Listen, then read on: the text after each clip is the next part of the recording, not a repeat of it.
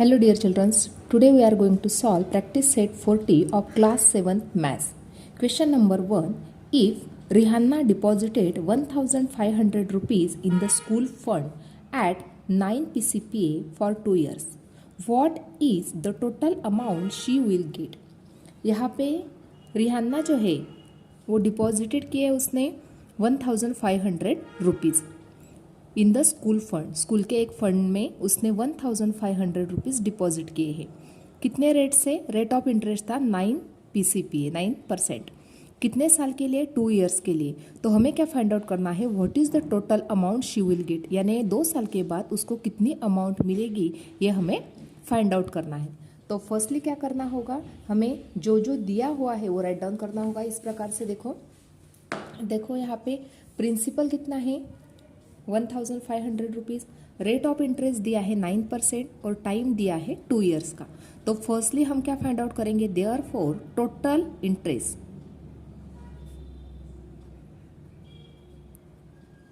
Equal to P multiply by R multiply by T upon 100. इस फॉर्मूले से हम क्या फाइंड आउट करेंगे? Total interest. तो अभी यहाँ पे वैल्यू पुटअप करेंगे. प्रिंसिपल यानी P की वैल्यू है 1500 इंटू आर की वैल्यू दी हुई है 9 इंटू टी, टाइम कितना है 2 ईयर्स का, अपॉन 100. तो यहाँ पे 2 0 कैंसिल हो गए, यानी क्या बच गया? 15 मल्टीप्लाई बाय 9 इंटू 2. अभी करेंगे मल्टीप्लीकेशन. 9 5 जा 45 कैरी 4, 9 1 जा 9, 9 प्लस 4 13 मल्टीप्लाई बाय 2. अभी ये दोनों का मल्टीप्लीकेशन 135 मल्टीप्लाई बाय 2 करना है. 2 5 जा 10, 0 कैरी 1, 2 3 जा 6, 6 प्लस 1 7 और 2 1 जा 2. यानी टोटल इंटरेस्ट कितना मिल गया हमें? टोटल इंटरेस्ट मिल गया इक्वल टू 270 रुपीज़. ये मिल गया हमें टोटल इंटरेस्ट. अभी हमें क्या फाइंड आउट करना है? टोटल अमाउंट फाइंड आउट करनी है. Therefore total amount equal to principal plus interest.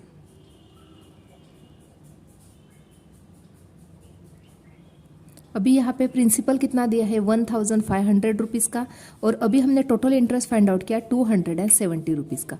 तो दोनों की करेंगे हम एडिशन. तो यहाँ पे आंसर मिल गया 1770 रुपीज़. ये मिल गया हमें टोटल अमाउंट. यानी 2 साल के बाद उसको कितनी अमाउंट मिलेगी? तो 1770 रुपीज़ ये अमाउंट उसको 2 साल के बाद मिलेगी. इस प्रकार से हम ये आंसर फाइंड आउट कर सकते हैं. सेकंड एग्जाम्पल देखते हैं. Jethalal took a housing loan of 2,50,000 rupees from a bank at 10 PCPA for 5 years. What is the yearly interest he must pay and total amount he returns to the bank? अभी यहाँ पे ये जो जेठालाल है उसने housing loan लिया है कितने रुपीज़ का? तो 2,50,000 रुपीज़ का. कितने रेट ऑफ इंटरेस्ट से? 10 रेट ऑफ इंटरेस्ट से. कितने ईयर्स के लिए लिया है? तो 5 ईयर्स के लिए. तो हमें फर्स्टली फाइंड आउट करना है ईयरली इंटरेस्ट. ईयरली इंटरेस्ट यानी क्या? 1 साल का उसको कितना इंटरेस्ट लग रहा है वो हमें पहले फाइंड आउट करना है. उसके बाद हमें टोटल अमाउंट्स वो बैंक को कितना रिटर्न करेगा वो भी हमें फाइंड आउट करना है. तो फर्स्टली क्या करते हैं? हम इंटरेस्ट फाइंड आउट करते हैं, लेकिन कितने साल का? ओनली 1 ईयर का. ईयरली यानी 1 ईयर. 1 ईयर को उसका कितना इंटरेस्ट उसको पे करना होगा वो हमें फाइंड आउट करना है. तो फर्स्टली राइट डाउन कर लेते हैं.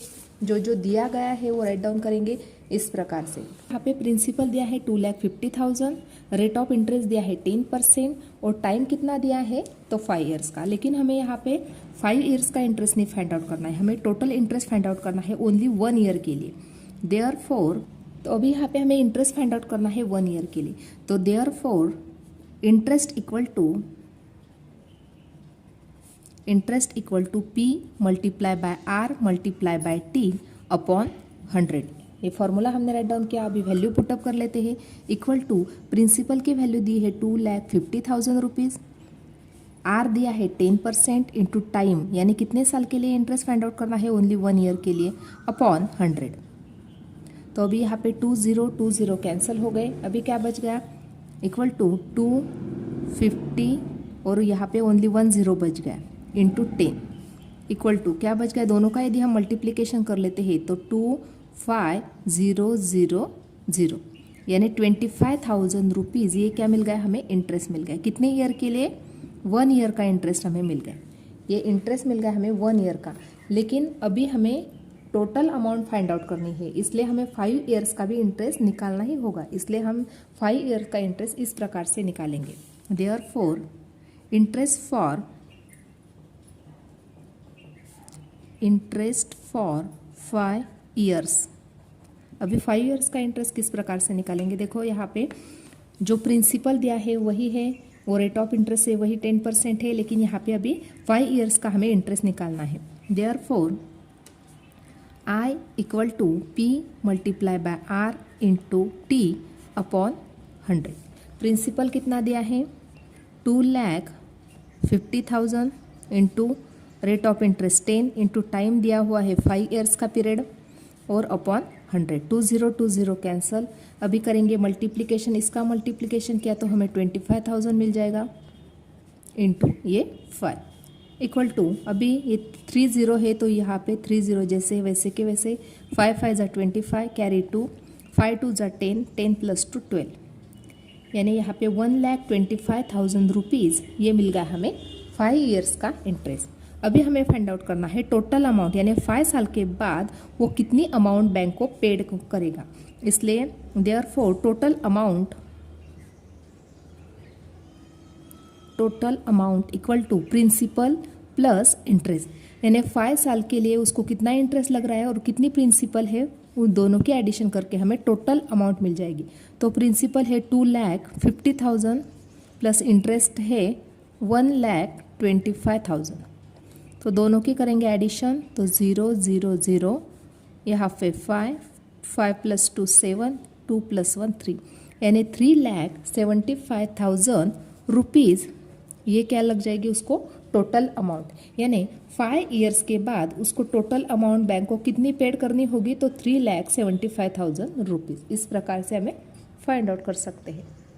थर्ड एग्जाम्पल देखते हैं। Shrikant deposited 85,000 rupees for 2.5 years at 7 PCPA in the saving bank account. What is the total interest he received at the end of the period? अभी यहाँ पे श्रीकांत ने 85,000 रुपीज़ डिपॉजिट किए हैं एक बैंक में, कितने ईयर्स के लिए, तो 2.5 years के लिए। कितने परसेंटेज से, तो 7% से इन द सेविंग बैंक। हमें क्या फाइंड आउट करना है, उसको 2.5 years के बाद उसको टोटल इंटरेस्ट कितना रिसीव होगा ये हमें फाइंड आउट करना है। तो अभी फॉर्मूला यूज़ करके हम इस एग्जाम्पल को सॉल्व करते हैं। फर्स्टली क्या राइट डाउन करेंगे, जो दिया हुआ है वो राइट डाउन करना है, यानी principal, rate of interest and time. तो अभी यहाँ पे हमें फाइंड आउट करना है इंटरेस्ट, इसलिए फॉर्मूला राइट डाउन करेंगे। Interest equal to principal into rate into time upon 100। इस प्रकार से हमने फॉर्मूला राइट डाउन किया। अभी वैल्यू पुटअप करेंगे।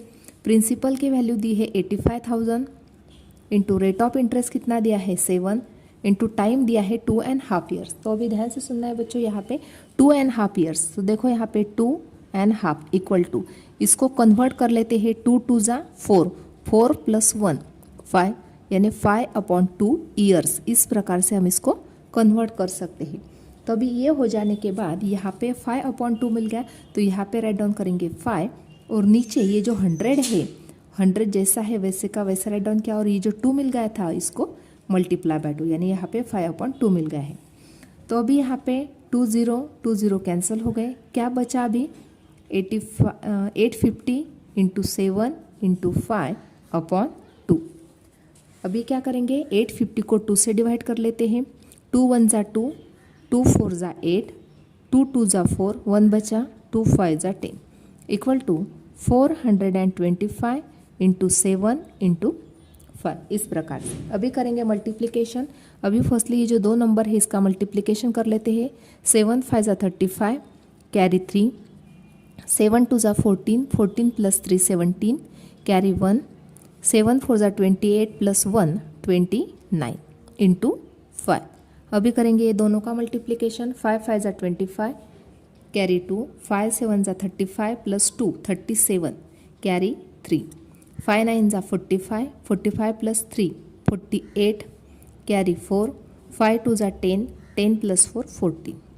यानी 14,875 रुपीज़ इतना इंटरेस्ट उसको 5 इतना जो इंटरेस्ट है वो 2.5 ईयर्स के बाद उसको मिलेगा। यानी ये जो श्रीकांत है उसको 85,000 यदि वो बैंक में डिपॉजिट करता है तो उसको 2.5 ईयर्स के बाद 14,875 रुपीज़ का इंटरेस्ट मिलेगा। इस प्रकार से हम इंटरेस्ट फाइंड आउट कर सकते हैं। फोर्थ एग्जाम्पल देखते हैं। At a certain rate of interest the interest after 4 years on 5,000 rupees principal is 1,200 rupees. What would be the interest on 15,000 rupees at the same rate of interest for the same period?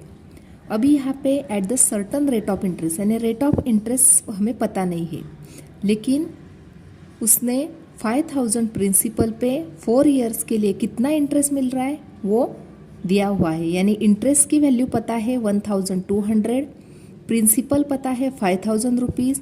कितने years के लिए हम bank में रख रहे या कहाँ पे भी रख रहे तो 4 years का टाइम दिया हुआ है। हमें ओनली क्या फाइंड आउट करना है, firstly rate of interest find out करना है। Rate of interest find out हो गया कि उसी रेट ऑफ इंटरेस्ट से हमें 15,000 रुपीज़ पे कितना what would be the interest यानी इंटरेस्ट कितना मिलेगा ये हमें फाइंड आउट करना है। यानी 2 क्वेश्चंस दिए हुए यहाँ पे, फर्स्टली हमें rate of interest find out करना है और सेकंड क्वेश्चन में हमें ओनली इंटरेस्ट फाइंड आउट करना है। इस प्रकार से सॉल्व करते हैं। जो दिया हुआ है फर्स्टली हमने वो राइट डाउन कर लिया है इस प्रकार से। यहाँ पे 5,000 प्रिंसिपल है, टाइम दिया हुआ है और इंटरेस्ट भी पता है हमें यहाँ पे। तो फॉर्मूला यूज़ करते हैं I = P × R × T upon 100।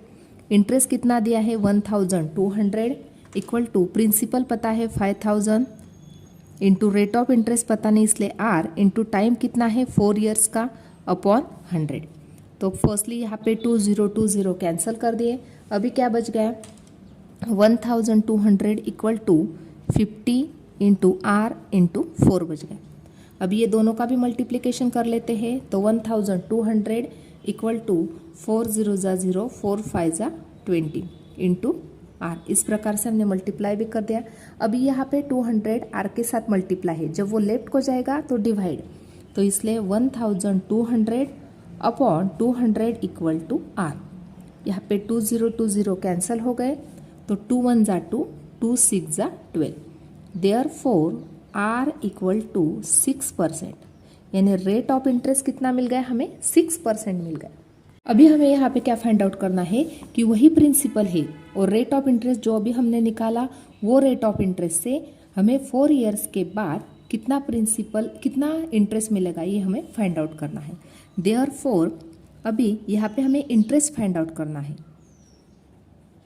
Interest equal to principal into R into T upon 100 equal to यहाँ पे प्रिंसिपल कितना है 15,000 रुपीज़ पे हमें कितना इंटरेस्ट मिलेगा। तो रेट ऑफ इंटरेस्ट पता है हमें 6 इंटू कितने ईयर्स के लिए रख रहे हैं हम 4 years के लिए अपॉन 100। 2020 कैंसिल कर दिए। अभी क्या बचा 150 इंटू 6 इंटू 4। अभी करेंगे multiplication 6 0 0 6 5 30 carry 3 6 1 6 + 3 9 into 4 equal to 9 4 36 0 0 यानी 3,600 रुपीज़। ये क्या मिल गया हमें, ये मिल गया हमें इंटरेस्ट कितने रुपीज़ पे तो 15,000 रुपीज़ पे। 15,000 रुपीज़ पे हमें 3,600 रुपीज़ क्या लग जाएगा, मिल जाएगा हमें इंटरेस्ट मिल जाएगा। 5th एग्जाम्पल देखते हैं। If Pankaj deposits 1,50,000 rupees in a bank at 10 PCPA for 2 years, what is the total amount he will get from the bank. अभी पंकज जो था उसने 1,50,000 रुपीज़ डिपॉजिट किए बैंक में 2 years के लिए, तब रेट ऑफ इंटरेस्ट था 10%। तो हमें टोटल अमाउंट उसको कितनी मिलेगी वो हमें फाइंड आउट करना है। तो टोटल अमाउंट फाइंड आउट करने के लिए फर्स्टली हमें इंटरेस्ट फाइंड आउट करना होगा। तो फर्स्टली हम इंटरेस्ट फाइंड आउट कर लेते हैं। वही फॉर्मूला हम यूज़ करने वाले हैं इंटरेस्ट का। इंटरेस्ट इक्वल टू यानी I = principal P × R × T upon 100। यहाँ पे 1,50,000 है principal into rate of interest है 10 इंटू 2 अपॉन 100, 20 कैंसिल कर दिए। अभी यहाँ पे 2 0 और ये वाला 1 0 यानी 3 0 हो गए, यानी यहाँ पे 15,000 बन गए इंटू 2 इक्वल टू 15 2 जा 30, यानी 30,000 क्या मिल जाएगा उसको, इंटरेस्ट मिल जाएगा। अभी यहाँ पे 13,000 तो इंटरेस्ट मिल गया। अभी हमें टोटल अमाउंट फाइंड आउट करनी है। Therefore total amount equal to principal plus interest. Principal कितना दिया है 1,50,000 प्लस इंटरेस्ट मिल गया उसको 30,000 का, इसलिए टोटल कर दी तो 1,80,000 रुपीज़ उसको टोटल अमाउंट मिल जाएगी। इस प्रकार से यहाँ पे पंकज ने यदि 1,50,000 डिपॉजिट किए 10 रेट ऑफ इंटरेस्ट से 2 ईयर्स के लिए, तब उसको टोटल अमाउंट कितनी मिल जाएगी, तो 1,80,000 रुपीज़ उसको टोटल अमाउंट मिल जाएगी। इस प्रकार से आज हमने प्रैक्टिस सेट 40 जो है वो कम्प्लीटली सॉल्व किया है। आज का वीडियो कैसा लगा वो कमेंट करके बताना। वीडियो को लाइक शेयर और सब्सक्राइब करना ना भूले। Thanks for watching this video.